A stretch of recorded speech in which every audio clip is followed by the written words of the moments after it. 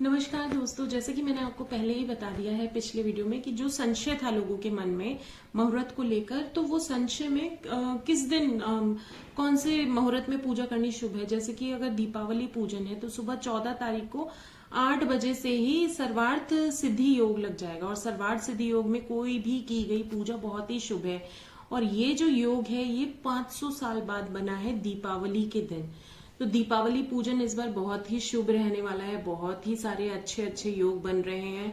ऐसा पहली बार हुआ है कि रूप चौदस भी सेम दिन है, अमावस्या भी सेम दिन है। आपको दोनों दिनों की शुभता की जो पूजा का फल है वो एक ही दिन मिल जाएगा, एक ही दिन के पूजन से मिल जाएगा।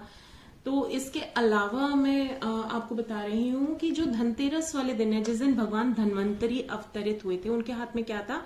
उनके हाथ में एक अमृत कलश था। उनके हाथ में अमृत कलश के अलावा एक औषधि कलश था और इसके अलावा उनके हाथ में क्या था? एक चक्र था और इसके अलावा एक शंख था। तो अमृत कलश क्या है? अमृत कलश तो हर देवता को चाहिए ही रहता है।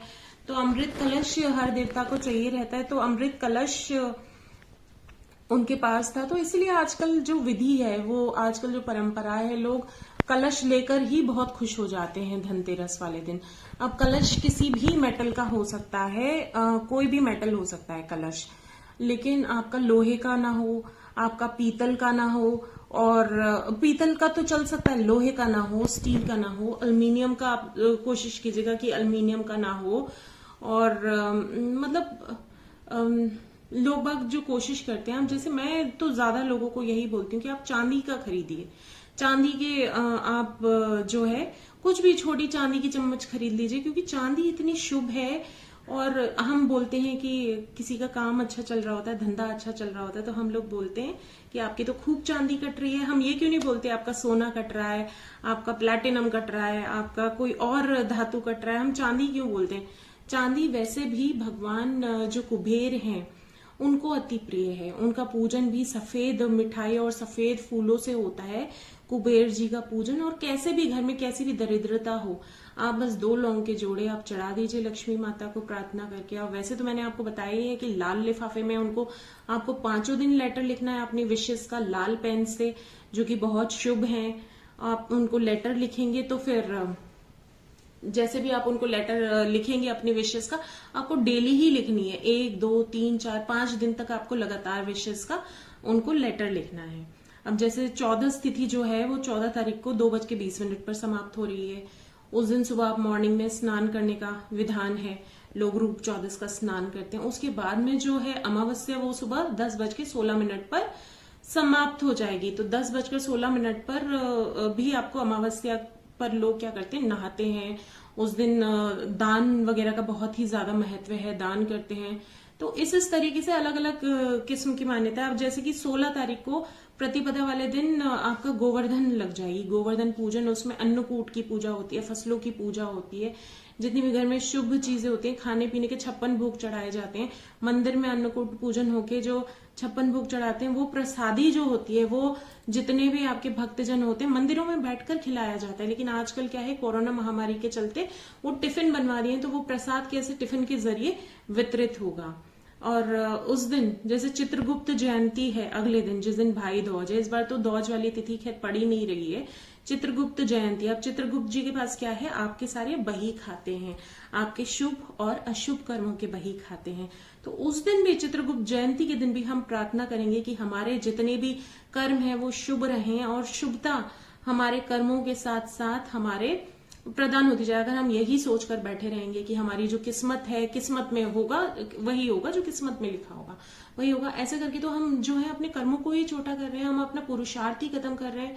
और किस्मत भी उन्हीं की होती है जो कर्म करते हैं, फल भी उन्हीं को ही मिलता है जो कुछ करने की सोचते हैं। तो आप चाहे कुछ भी ये समझ लीजिए कि चलिए किस्मत आपके साथ है या नहीं है, लेकिन कर्म आपको अपने अनुसार तो करने ही है। तो चित्रगुप्त जयंती पर भी आपको उस दिन आपको यमराज देवता का भी पूजन करना है, उनकी बहन यमुना देवी का भी पूजन करना है। तो इस तरीके से सभी का ही पूजन हो जाएगा। और फिर उनके भाई शनि देव जी को हम कैसे छोड़ सकते हैं, उनका भी पूजन आप जरूर कीजिएगा। खैर, अब मैंने ये बताया कि चांदी का सामान खरीदना है क्योंकि चांदी कुबेर जी को प्रिय है। कुबेर क्या है, एकाक्षी है, यानी कि एक ही आंख से वो देखते थे। तो एकाक्षी है कुबेर जी, तो इसलिए अब कुबेर जो है एकाक्षी है। तो कहते हैं कि आप इस दिन अगर ब्लाइंड स्कूल में या फिर जिनको कुछ आंखों का रोग है, नेत्रहीन लोगों के यहाँ पर कुछ खाने पीने की चीजें आप दान करें तो वो बहुत शुभ रहता है। वैसे तो कहते हैं कि धनतेरस के दिन ना धन देना चाहिए ना धन लेना चाहिए। अगर आपने धन दे दिया तो वो आपको मिलेगा नहीं, और अगर आपने धन ले लिया तो वो आपसे उतारा नहीं जाएगा। तो धन मत दीजिए आप, लेकिन खाने पीने की सामग्री जो है वो दान करते रहिए, वो पूरे 5 दिन करते रहिए।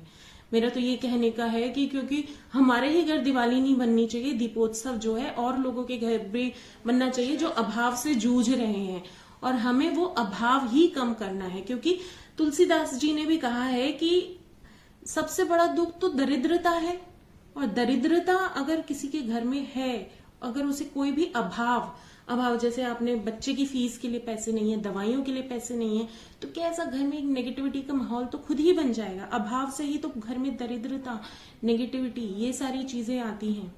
तो घर की जो वाइब्रेशंस दी हैं वो कहाँ से फिर शुभता आएगी।